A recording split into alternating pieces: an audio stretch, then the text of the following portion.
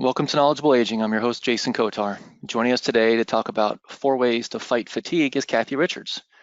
Cathy is an exercise physiologist, wellness coach, and best-selling author of Boom, 6 Steps to a Longer, Healthier Life. After working in both corporate and senior living settings, Cathy's signature programs focus on maximizing physical health, brain function, and energy levels for all ages with a unique message of never too early, never too late. As a professional speaker, Cathy unlocks key mindset shifts and strategies for lasting motivation and lifestyle change. She has been featured on numerous TV news stations and print publications, including the Washington Post. How are you doing today, Cathy? I'm good, Jason. How are you? Doing very well. Well, thank you for being here today.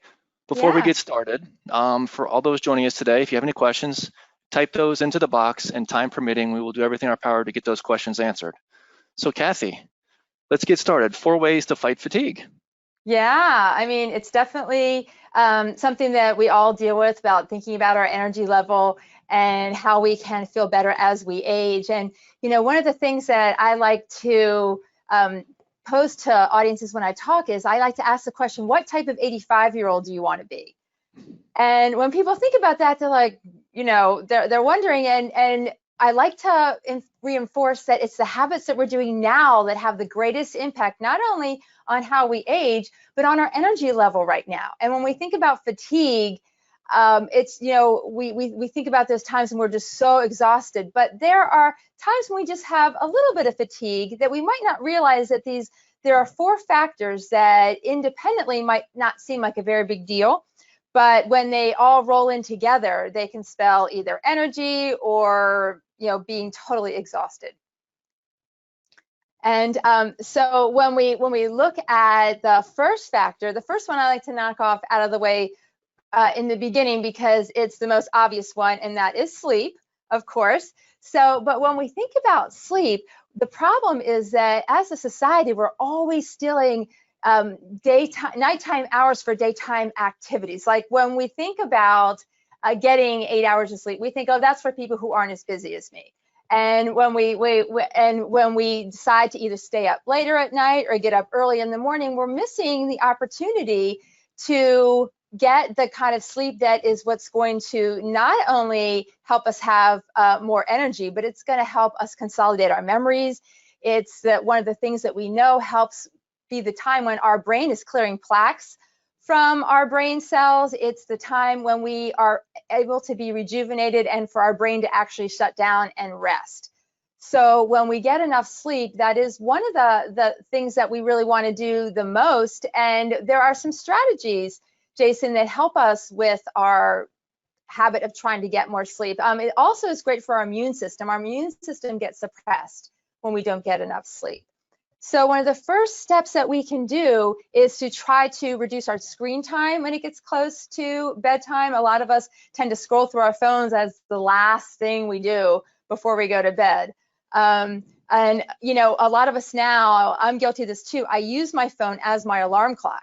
So if you're using your phone as your alarm clock, then it's right there next to you all the time. And that's what ends up having the biggest, you know, temptation to come back and to use that, even just when we're, you know, when we might want to not. And, you know, I'm going to hear, Jason, I'm going to stop sharing my screen here because are we back to being full size? Yes, we're good. Okay. Yeah, unfortunately, it just wasn't working, but that's okay. Conversational thing.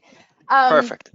The next thing would be to think about setting more standard bedtime and waking hours. When we have a lot of inconsistencies in our sleep and our wake time, that can really mess us up. A lot of times we like to use the phrase, I want to catch up on my sleep, but that doesn't, our bodies don't really work that way. Having a more consistent amount of sleep throughout the week and a more consistent time when we rise and when we go to bed is going to be more helpful about our sleep cycle and fighting fatigue. So the second factor for fighting fatigue is actually stress. And when we think about the major stressors in our life, like if you have a death in the family or you lose a job or you have big financial stresses, a lot of people are having those right now, you know that they utterly drain you, right? When you have a significant stressor in your life. And what we don't always realize is sometimes it's those daily small stressors that can have an impact on our energy level as well. So when you have those little things that are just constant little stressors that you think, oh, this is not a big deal, that one's not a big deal, but in totality, when you add everything together, they really have an impact on your energy. So when we're looking for stress management strategies, one of the most invaluable ones happens to be exercise, which is one of my favorite things to talk about. And they don't call it nature's antidepressant for nothing. So anytime you're moving your body, you're going to be increasing endorphins, you're going to be able to build your energy that way. And I'm wondering if anyone can relate to the idea that sometimes when you're out for a walk or you're just moving your body, it's one of the times when you come up with the best ideas. And the reason for that is that when you think about the way our brain functions, the right side of the brain, left side of the brain, when you have real detailed work that you need to get done, it's best in a concentrated setting, right? When you're sitting down saying, I need to do this spreadsheet. But when you have creative work that needs to be done, then a lot of times your brain, that part of your brain that you need for creative functions, is going to function better when you are in a relaxed setting, when you're out moving your body, doing something like that. Like I know that whenever I've sat down at my desk and said, I got to think of a new title for this seminar I'm going to teach, it's not going to come to me then. It's going to come to me when I'm out walking later that day. So think about when you're moving your body, how that can impact your stress level, and just really open yourself up to a lot more of those feel-good hormones. Other strategies for reducing your stress are things like journaling and things like deep breathing. When we are under stress, our liver is producing more cholesterol, our blood pressure is going up. There's a lot of things that are happening inside our body with hormones and with bodily functions that you can't see. So a lot of times we tell ourselves, oh, I'll control, I'll figure out once this big project is over, or I'll relax once I send this kid off to college, or when this project is done, or when it's always later. When we really need to think about, how am I going to manage the stress during these things? So a great example is this pandemic. So here we are, when we thought we were going to be, people thought they'd be quarantined for 2 weeks. That was one thing. Okay, but now when we're thinking about, hey, we might be living our lives a certain way that's different for a year or so, really requires different skills, different stress management strategies that we want to be able to maintain during this whole time. Yep. So additional stress management strategies would be things like yoga, things like massage, calling a friend, all these kind of things that we think of like, oh, I know that, but actually doing it and thinking about managing our stress during things that are going on with us instead of after. And now we're getting on to number 3, and there's a little overlap because I was talking about exercise, but inactivity is the third thing that really causes fatigue. So when we think about what's going to fight fatigue, it's activity, it's moving our bodies. And we all have heard the old phrase, an object in motion tends to stay in motion, right? And an object at rest tends to stay at rest. When we are inactive, don't you just feel like sliding farther and farther down into your chair, right? Like you might be sitting at your desk and you're slumped over and you're like, I just don't want to get up. Yeah. Is that, so when you think about that, it's really something that happens to us when we tell ourselves, it's that chicken and egg question. I know exercise is going to give me more energy, but I don't have the energy to exercise. So it's like, all right, what am I going to do here? So the strategy is small steps. In fact, the strategy for almost everything is small steps, really. So it's just getting up and moving. In fact, sometimes when I give recommendations for someone who wants to start exercising but doesn't know where to start, I often say, take a walk after dinner. Just go for a 5-minute walk after dinner. So, Jason, what do you think the most common question or people say what they say to me to say, when I say take a 5-minute walk after dinner to start an exercise routine? Well, I got to clean the dishes, so I don't know what everybody else tells you. That's good. After you do the dishes, some people say, well, what's that? What good's that going to do? It's only 5 minutes. Well, it gets the habit going, right? Okay. And it's the habit that is more important than the content for almost anything that we do. Because when we try to go like gangbusters in the beginning and we try to do it all, it's, we end up shooting ourselves in the foot because it's not sustainable. Yeah. But when I talk about exercise and I like to make the analogy of a magic pill, because there's more benefits in exercise than in any other single thing we can do. I mean, in more categories of our life, exercise improves brain function. It helps you lose weight. It reduces back pain. It helps you sleep better. It helps your joints. It helps your mental health. It's just, I mean, I could list 100 reasons. And one of the biggies is giving you energy. So today we're talking about what are the 4 big things that we can do to have more energy, to fight that fatigue, and it is to move your body. We need that circulation. We need that oxygen to go to our brains, to go to our muscles. So when we spend all day sitting, that energy goes down. So getting up and down a lot during the day is helpful rather than sitting for extended periods of time, and looking for those ways that you can move. So I know I'm talking a mile a minute here. So we've gone through 3 things, right? We talked about stress, and we talked about sleep. That was the first one. And we talked about activity level. So the 4th one is often the one that surprises people. So, and that's the factor of hydration. So when we are tired, often we're thirsty. Our body is dehydrated. And so when we look at our hydration levels and our habits, those are one of the things that we really can have an impact on. Now, when our cells are plumped up and keeping the cellular activity just buzzing along, we're going to feel better. And so the idea of staying hydrated it's a daily struggle. I mean, it's something that you have to do on an ongoing basis. But there are some tips that can really help. And the first one, actually, I learned this from one of my kids when he was in cross country season, right? His coach would tell him to drink a whole water bottle about, half an hour or an hour before they were supposed to leave to go to their practice. And so what I kind of modify that to is the first thing I do in the morning. The first thing I do sometime within the first half hour of getting up and just getting myself dressed is I do drink an entire water bottle. And it has to be somewhat room temperature. I mean, it's really hard to guzzle cold water, right? But yeah. Room temperature water is a little bit easier. And just to really flood your body with a whole lot of water in the first half hour of when you wake up.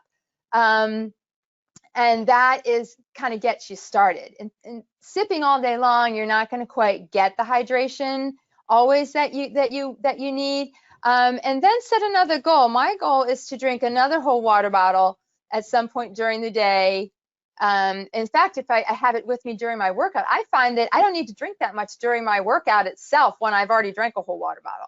But drinking that second one sometime during the day and then drinking a whole nother one in the evening. So having the equivalent of like 3 large water bottles full of water during the day is one of the ways you can stay hydrated. And that's going to really help with your energy.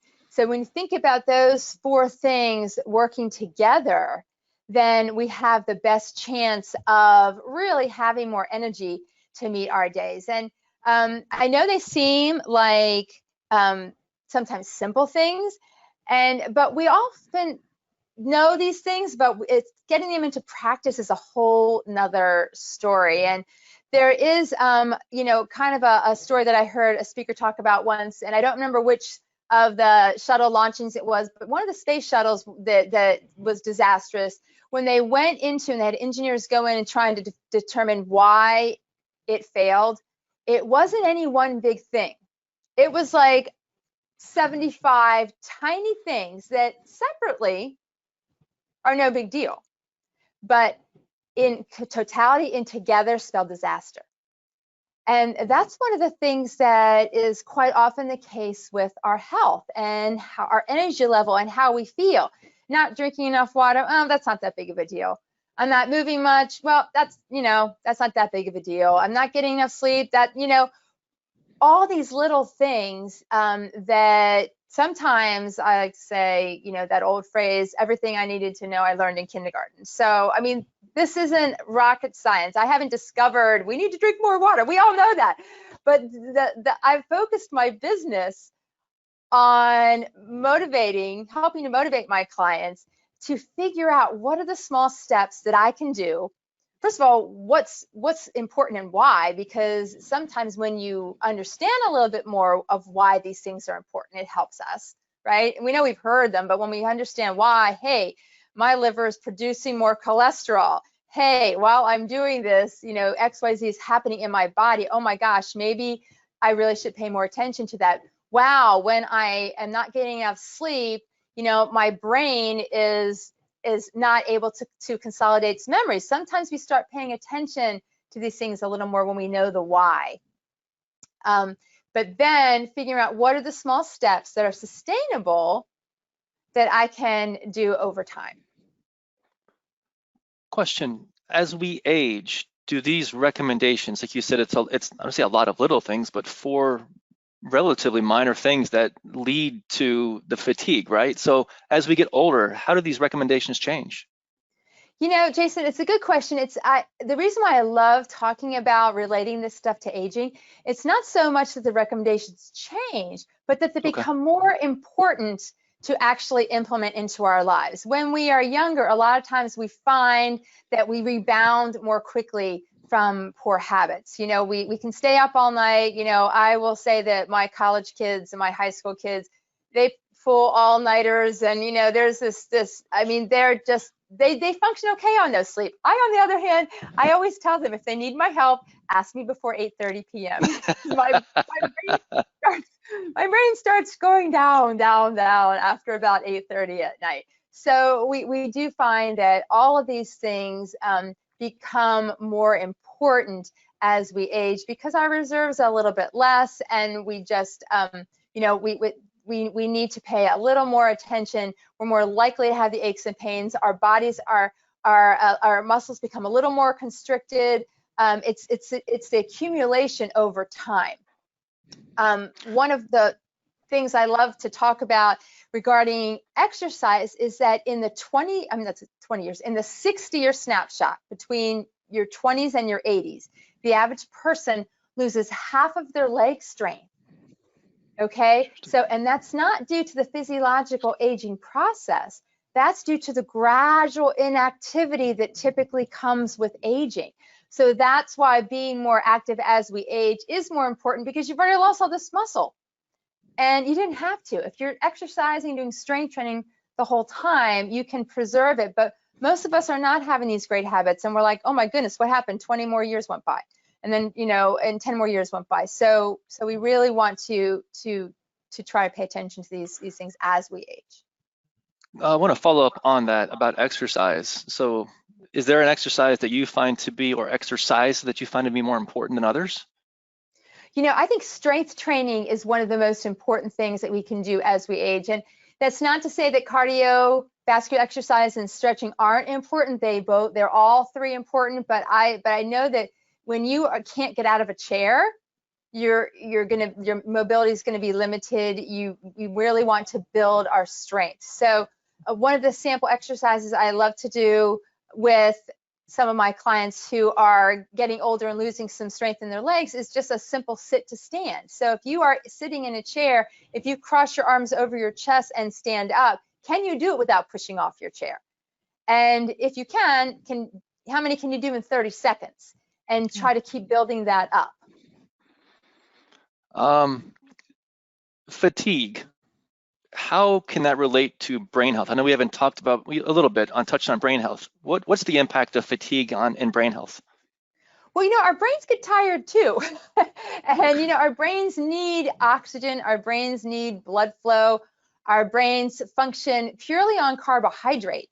So for instance, there's something called the blood-brain barrier. And so carbohydrate is the only fuel source that can get into our brain. So, and the way that sometimes someone might know that is if you've ever watched a marathon, been a spectator at a marathon, and you see all these people crossing the finish line. If you've ever seen a person trying to come towards the finish line who looks like they have just gone bonkers, they can't even have control over their bodies anymore, they're just like totally falling all over the place, that's because they've bonked out that's not the technical term. Their brain, they have no more carbohydrate, no more blood sugar in their system because they've just run for 26 miles. So when you hear that term carb loading, if you're just going down the street, you don't need to fill up your gas tank, right? But if you're going a really long distance, you need a full gas tank. So the idea of having enough carbohydrate, enough blood sugar, is one of the things that you need to keep in your system for something so long as a marathon. So if you're out of blood sugar, your brain can't function. So that's kind of one of the connections between fatigue and brain function, is that you need to have enough fuel in the tank. If you're not having enough quality foods and carbohydrates, your brain is not going to function. So I didn't talk about nutrition as one of the fatigue fighters, but again, that can be part of it too. If right now the low carb diets are all the rage, right?